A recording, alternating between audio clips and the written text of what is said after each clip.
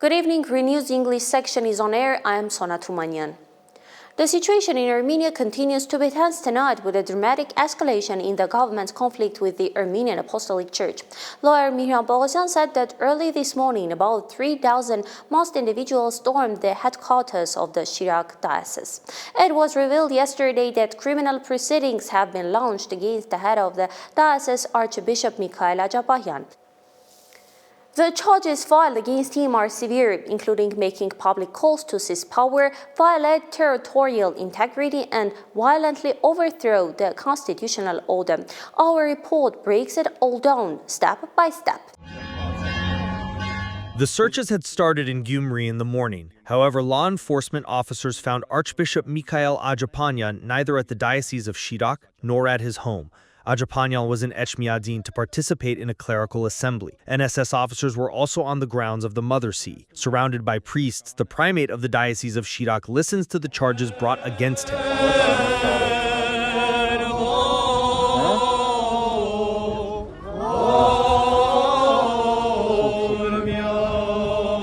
In a short time, supporters of the Catholicos and the clergy gathered at the Veharan. Various figures from the opposition and public spheres called on people to go to the Mother See. Lawyer Mihran Bogosyan also reported as of 2 o'clock that law enforcement had blocked the road to Echmiadzin. "I will come," said Ajapahyan, describing what had happened to him as an illegality. He noted that he has no intention of hiding. "They have come for me. I will go, and I will state all the more loudly that what is happening is an illegality. I am not a threat to this country. The threat is sitting in the government. Let's go to the Veharan. We will gather there, hold our discussions, and decide on our future course of action." The primate of the diocese walked toward the law enforcement car after receiving the blessing of His Holiness the Pontiff. But the crowd did not allow Archbishop Mikhail to reach the law enforcement car. He returned to the Veharan. Citizens at the church are stunned by what is happening. In conversations with journalists, they tried to recall when else in our history there has been such a campaign against clergymen. "I was in the monastery like you, in the monastery courtyard, and seeing that the clergy were gathered like this, in a state of chaos, I tried to find out what was going on. There is a mother law, which no one has the right, not the Prime Minister, not an ordinary citizen like me, not the common folk, not a minister. No one has the right to violate it, right? And by the Constitution, the mother law." During a meeting with journalists, Nikol Pashinyan refused to comment, noting that he would call a press conference to answer questions. Pashinyan headed to a conference of the Hayastan All-Armenian Fund. They summarized the results of the previous year and the plans for the current year. There is strange and unusual activity on the page of Ashot Pashinyan. "So you thought you could do whatever you want behind the church walls? You dispatch people to organize large-scale bloodshed, make calls for military coups, to fill the streets with blood, and then evade justice by invoking God's name?" Of the ruling party MPs, Vahagan Alexanyan is the most active on Facebook. "So you thought you could do whatever you want behind the church walls? You dispatch people to organize large-scale bloodshed, make calls for military coups, to fill the streets with blood, and then evade justice by invoking God's name? That's not good. Next you'll be sheltering militants from the Muslim Brotherhood or Al-Qaeda in the Mother See? You braveheart." Meanwhile, at the approaches to the Veharan, there was a struggle between officers of the National Security Service and supporters of the clergy. The latter were trying to prevent law enforcement from entering the main cathedral. After several futile attempts to force their way through the gates, the law enforcement officers left the Veharan grounds. Later, His Eminence Mikhail came out and announced that he would go to the investigative committee, stating he had no intention of hiding. "The proceedings were initiated on the 17th. They could have arrested me very quietly, very privately, on the 17th, 18th, 19th, 20th, and up to and including the 26th. But they, either consciously or unconsciously, and I am more inclined to the former, did this to also show their power within the walls of the Mother See. They must have known. They couldn't have lacked the intelligence data that a clerical assembly was scheduled for today, and it's unlikely they didn't know that for more than 20 years, I have been the coordinator and person in charge of this annual assembly and the presiding officer next to His Holiness the Pontiff." After speaking with the crowd, Ajapahyan got into a car to go to the investigative committee, but once again they did not let him leave. On his final attempt, the primate of the Diocese of Shirak headed to Yerevan on foot and then by car to the investigative committee. Simon Hovanesyan, Reopen Media. And now for some crucial details on the legal basis for this move against Ajapahyan, which are just coming into us.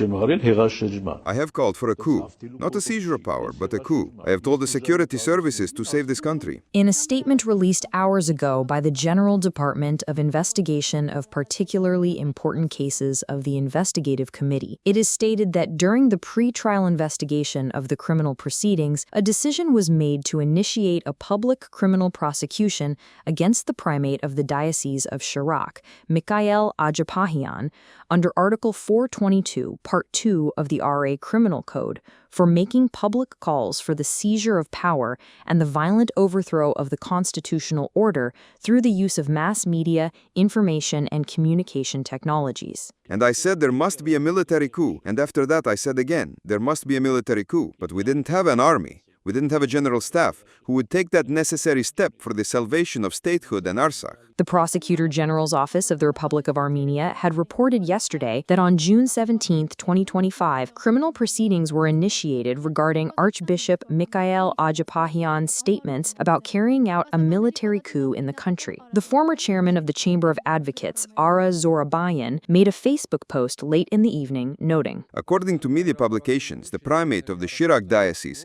previously on September 26, 2023, expressed the opinion that a military coup must be carried out, otherwise Armenia will become Ermenistan. And what does the article say? A public call for the seizure of power, violation of territorial integrity, or the violent overthrow of the constitutional order is punishable by a fine of 10 to 30 times the minimum salary, or by public works for a term of 100 to 200 hours, or by restriction of liberty for a maximum term of 2 years, or by short-term imprisonment for a maximum term of 2 months, or by imprisonment for a maximum term of 3 years.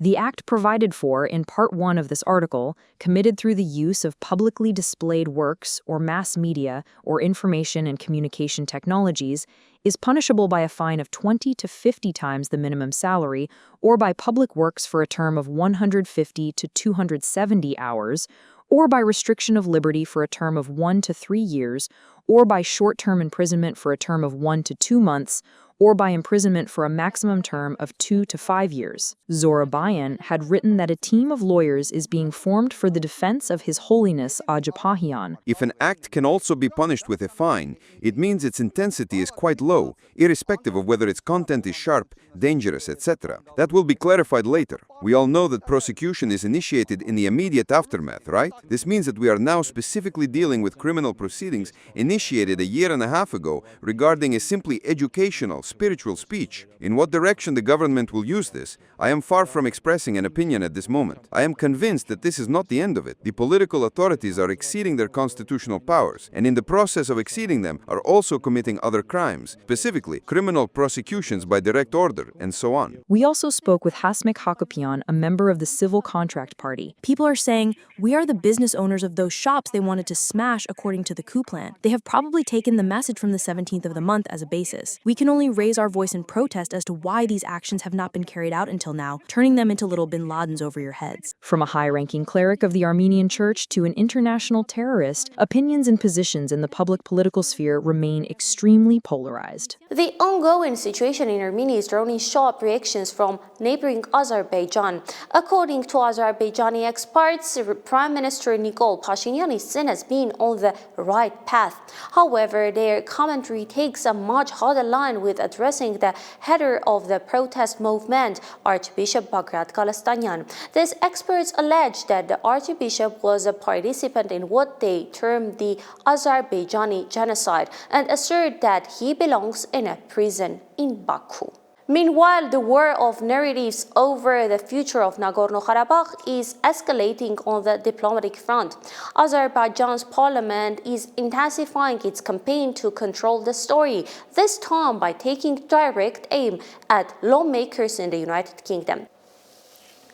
The Mejlis, Azerbaijan's National Assembly, has lodged a formal protest against two prominent British parliamentarians, MP Jim Shannon and Lord Alton.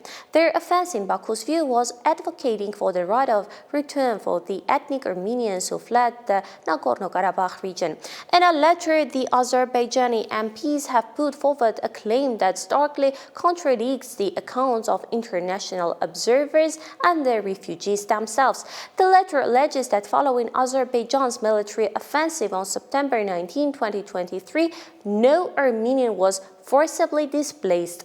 Instead, Baku's official position is that the more than 100,000 Armenians who left did so voluntarily, claiming they were manipulated by Armenian propaganda.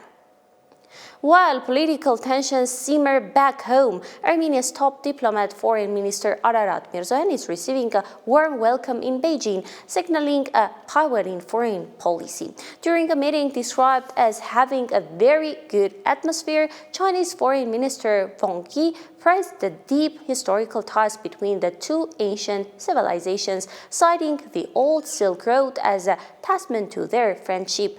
Wang stated that China is ready to strengthen this relationship, highlighting the success of their cooperation with the One Belt, One Road initiative. In response, Minister Mirzoyan stressed that Yerevan is eager to deepen the political dialogue and elevate the relationship to a new strategic level. The visit also included a key meeting with Nurlan Yermekbayev, the Secretary General of the Shanghai Cooperation Organization. The two sides discussed enhancing cooperation and regional connectivity, during which Mirzoyan presented Armenia's Crossroads of Peace infrastructure project. A major fire and a powerful explosion have erupted in Baku. The epicenter of the disaster is the historic Azerbaijan film studio, named after Jafar Jabrali. Initial reports indicate the cause was a blaze that broke out in a warehouse storing pyrotechnics and fireworks materials. Let's go now to a report from the scene. Late yesterday evening, a powerful explosion occurred in the Yasamel district of Baku, the capital of Azerbaijan, on the territory of the Azerbaijan Film Studio. It happened in a warehouse for pyrotechnics intended for film shoots and was immediately followed by a fire. As a result, a one-story building with an area of about 200 square meters was turned into a pile of ashes. No casualties or injuries have been reported. Nevertheless, the explosion did not go unanswered, especially on social media, where many are already trying to load the incident with political context. Although it is officially announced that the causes of the incident are under investigation, a process of clearly appointing the culprit has already begun in the public domain. Continuing the recent anti-Iranian rhetoric, some users have rushed to claim that the Baku explosion was allegedly Iran's message on the occasion of Azerbaijan's Army Day. This looks like a provocation carried out by Iran. They either struck with a drone or it was blown up from the inside. It was a message to us on the occasion of Army Day, states a social media post dedicated to the incident. These observations directly link the day of the explosion, June 26th, with the Army Day of the Armed Forces of Azerbaijan, trying to assign a political subtext to it. Although one must wait for the results of the official investigation, the attempt to turn the incident into an anti-Iranian propaganda tool is already visible. It should be recalled that in the preceding days, the Hojali Declaration was being circulated, which again contained accusations against Iran regarding a possible provocation against Azerbaijan. And now, Putin has arrived in Belarus for a two-day visit where he is going to participate in a narrow-format session of the Supreme Eurasian Economic Council. The Prime Minister of Armenia is participating in the session remotely. And we're following another major development out of Moscow. The Russian president yesterday took direct aim at Western proposals to confiscate Russia's frozen gold and foreign currency assets. Let's take a look at a video from his speech. A significant portion of our gold and foreign exchange reserves, Russian ones, are frozen in Western banks. And there they are constantly talking about the fact that they are going to steal our money. As soon as this happens, the movement towards regionalization of payment systems will undoubtedly accelerate and will without any doubt become irreversible. And this in general is beneficial for the world economy. Maybe it's worth paying for this. But by the way, I just thought, after all, my basic education is in law. I said the theft of our gold and foreign exchange reserves. Theft is the secret abduction of property, and this is open. This is robbery, and therefore we are aimed at further strengthening our own financial and settlement instruments in this regard. We will do this in cooperation with the participants of the Eurasec and other friendly states. By the way, the EU has something to tell the Russians. A top EU official is issuing a stark warning saying the bloc must create a huge army of drones to defend against potential Russian aggression. Andrius Kubilius, the EU Commissioner for Defense, said that Russia could soon produce 5 million drones annually. He argued that to win any future conflict, the EU needs a more powerful potential. And while we're on the subject of Russia, there is a significant diplomatic development to report tonight. The U.S. ambassador to Russia, Lynn Tracy, is concluding her mission and is departing Moscow. She chose not to issue a blunt political statement. Instead, she quoted from one of Russia's most revered national poets, Alexander Pushkin. Specifically, she recited a passage from his famous poem To Chadaev, focusing on a line about love for the fatherland. And now we turn back to the simmering tensions between Iran and Israel, where Russia is now adding its voice to the international fallout. Moscow's vibrant foreign ministry spokesperson Maria Zakharova has issued a sharp accusation, blaming the United States and Israel directly for what she calls damage to the authority of the UN's nuclear watchdog, the IAEA.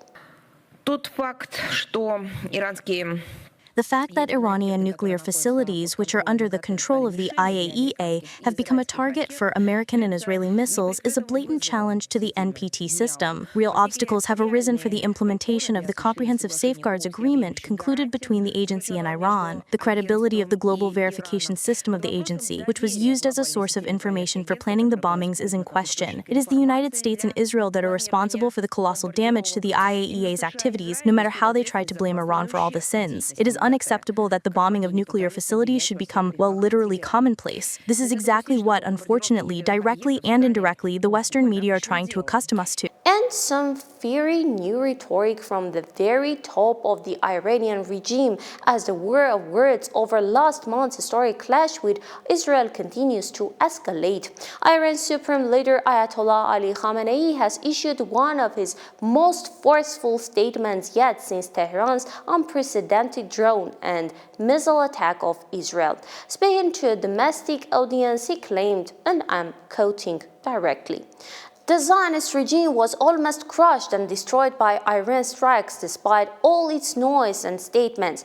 The US entered the war because it felt that if it did not, the Zionist regime would be completely destroyed, but it gained nothing from this war." And in a clear diplomatic signal from Tehran, a top negotiator Abbas Araghchi has confirmed there is no understanding to resume talks with the United States at this time.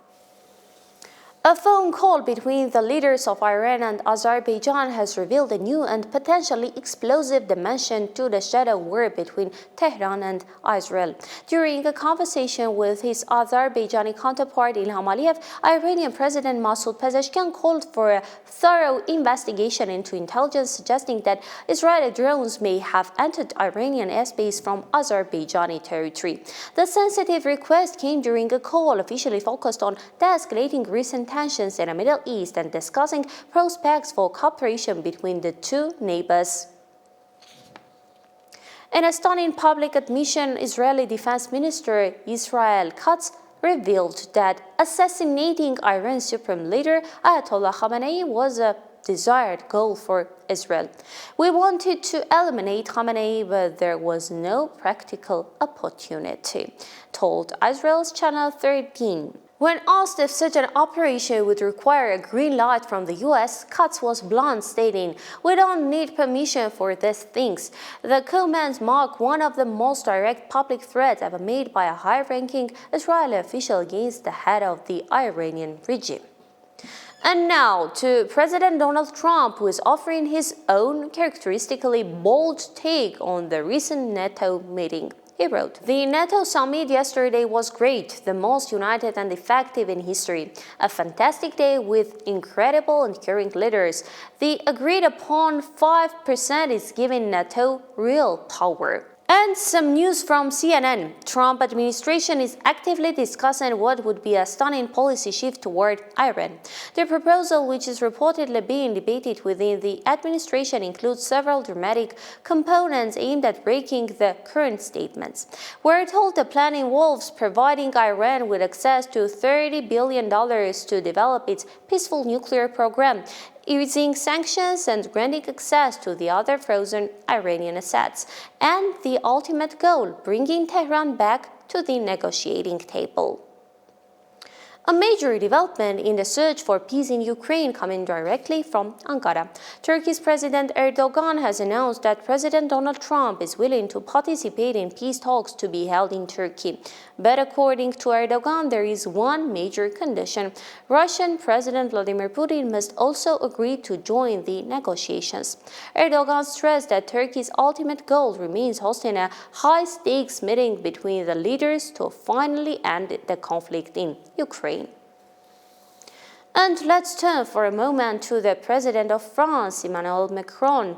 Amid all the high-stakes policy discussions at the NATO summit, it's a moment of body language between him and Turkish President Erdogan that is now drawing scrutiny. During an encounter, Erdogan greeted Macron with a particularly forceful handshake, appearing to pull or guide the French president firmly. It's sparking a debate. Was this just an oddly warm handshake, or was there a political subtext at play? Let's watch the video. How are you? Fine. And you? I'm good. Try to do my best. You wanted to go there. And staying with the French president, it seems it was a rough start to the day for Emmanuel Macron. He arrived a full hour and a half late for the crucial EU summit in Brussels today, raising some eyebrows among his fellow leaders.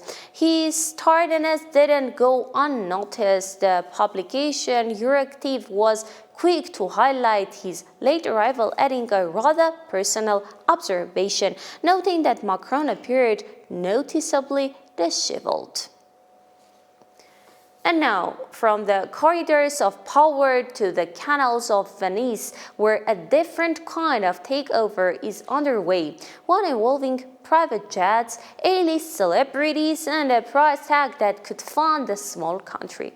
They are calling it the wedding of the century. This week, Amazon founder Jeff Bezos and Lauren Sanchez are set to tie the knot in what's being billed as an eye-watering 50 million euros spectacle.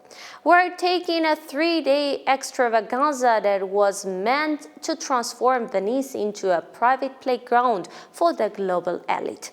But this fairy tale wedding faced a very real-world rebellion. Venetians, fiercely protective of their historic city, pushed back hard against plans to essentially shut down parts of Venice for the lavish affair. They took to the streets protesting that their home is not a billionaire's backdrop to be rented and closed off. And in a plot twist worthy of a Hollywood movie, they won. So the city's famous canals and squares will remain open. But make no mistake, the invasion of the A-listers is well on the way. Private jets are touching down and the fleet of water taxis is whisking high-profile guests to their palazzos. For more updates, follow us on YouTube, Telegram, Instagram, X, and Facebook. Daily news and full coverage are available on our official website.